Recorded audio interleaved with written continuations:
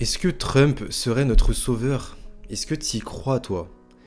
Est-ce que toi, tu penses que réellement, les gouvernements américains, l'opposition au gouvernement de Biden nous sauverait le monde de la crypto, nous sauverait des CBDC? Perso, j'y crois pas. Perso, frérot, je n'y crois pas. Je voulais parler un peu de ce qui s'est passé dernièrement avec Donald Trump, les déclarations qu'il nous a fait. On est en plein début de campagne électorale. On a vu que la crypto-monnaie, c'était un vrai sujet pendant cette campagne et que, Trump veut avoir les voix des pro-crypto. Encore une fois, on est aux portes de la masse adoption. On a des banques qui se positionnent, on a des institutions qui se positionnent. Et là, on a un Trump qui vraiment se positionne comme pro-crypto en fait. Pro-crypto alors que avant il en avait un peu rien à foutre, mais on va voir quelque chose qui est très intéressant, c'est un peu comment il s'exprime face à la crypto-monnaie. Bon déjà, il y a une déclaration, moi il y a un truc qui m'a alerté déjà de base.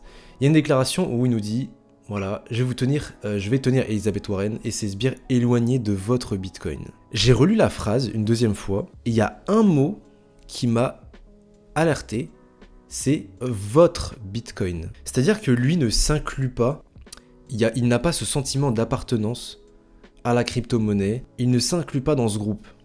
C'est votre Bitcoin, ok? Donc, il n'a pas dit notre Bitcoin, il a dit votre. Ça veut dire que déjà, il prend une distance face à ça, ça veut dire qu'il ne se sent pas réellement concerné par cette problématique de crypto-monnaie, donc voilà pourquoi c'est pas très convaincant.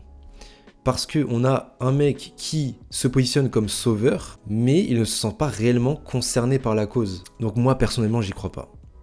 Moi, je pense que c'est que pour avoir des voix en plus des pro-crypto, mais ça, en réalité, je pense que le plan reste le même. Le plan reste le même derrière, c'est un contrôle massif de la population, potentiellement une hausse des impôts sur les cryptos, et ce qui est vraiment surprenant, c'est la loi qui est passée sur les CBDC là, enfin le projet de loi interdisant les banques centrales de créer des monnaies numériques là. Et là on a un Trump pareil qui nous dit qu'il n'autorisera jamais la création d'une monnaie digitale de banque centrale. Et là tu vois, je me dis qu'en fait déjà il y a une idée qui commence à émerger déjà, montrant un peu les effets négatifs des CBDC. Pourtant c'est le plan ultime, c'est vraiment le plan ultime pour contrôler la masse, pour qu'il n'y ait plus aucune vie privée, c'est vraiment le plan ultime.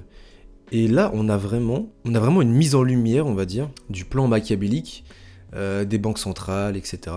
Et je me dis, mais du coup, c'est quoi la suite?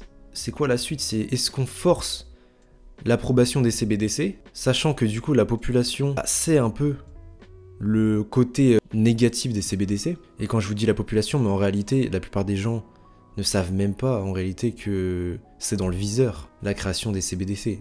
90% des gens ne savent même pas. Si je demande à mon entourage, ils ne savent même pas que les banques ont pour but de créer des CBDC, des monnaies de banque centrale. Ils ne connaissent même pas l'euro numérique, ils savent même pas que c'est dans les papiers. Donc, en fait, pratiquement personne ne sait. Il y a que réellement ceux qui sont dans la crypto qui savent un peu c'est quoi les CBDC, mais en réalité personne ne connaît les CBDC, personne ne connaît l'euro numérique, parce que c'est pas encore là quoi.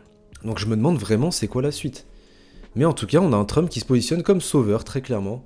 Écoutez, c'est bon pour lui, pour sa campagne hein. Dans tous les cas tu préfères voter pour un mec comme ça que pour un mec qui s'affiche comme contre la crypto en fait. Dans tous les cas t'as toujours plus envie de voter pour un mec comme Trump que pour un mec comme Biden.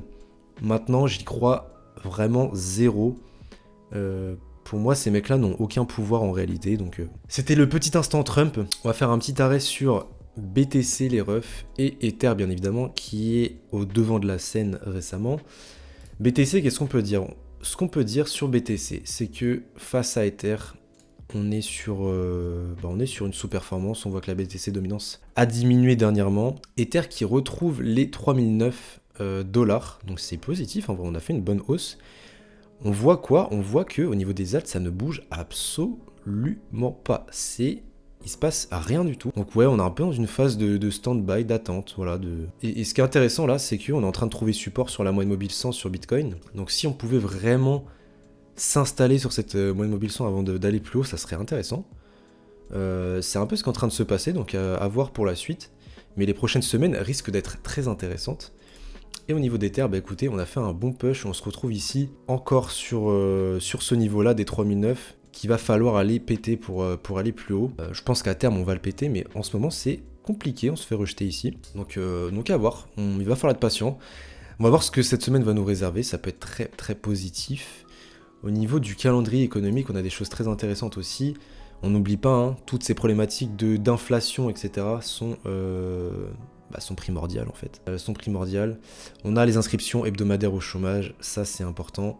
Encore une fois, un chômage qui augmente, c'est bon pour nous, parce que ça veut dire une politique monétaire qui va s'assouplir.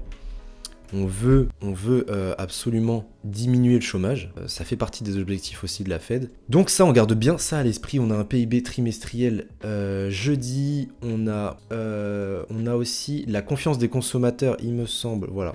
Confiance des consommateurs mardi, ça c'est intéressant pour avoir un peu des idées sur tout ce qui est inflation et tout ça, c'est plutôt intéressant. Donc voilà, cette semaine ça va être plutôt pas mal, enfin concernant les news, plutôt pas mal, ça peut être négatif, hein. Mais en tout cas, on va être chargé niveau news, donc ça va être intéressant de voir où est-ce que tout ça va nous mener, sachant qu'on arrive bientôt en été, et qu'il y avait tout ce débat de est-ce qu'on aura une première baisse des taux en été 2024 ou pas. Bon, pour l'instant, ça a l'air d'être mal barré, mais encore une fois, on peut avoir des surprises. Donc à voir, on a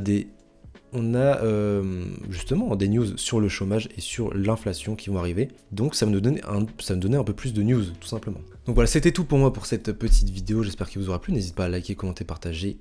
Si la vidéo t'a plu, nous on va se retrouver pour une vidéo tout à l'heure sur une crypto qui s'est fait complètement défoncer.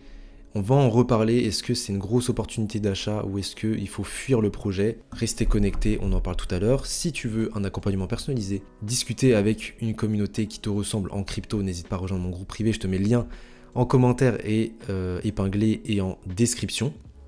Et nous on va se retrouver pour une prochaine vidéo. Ciao tout le monde.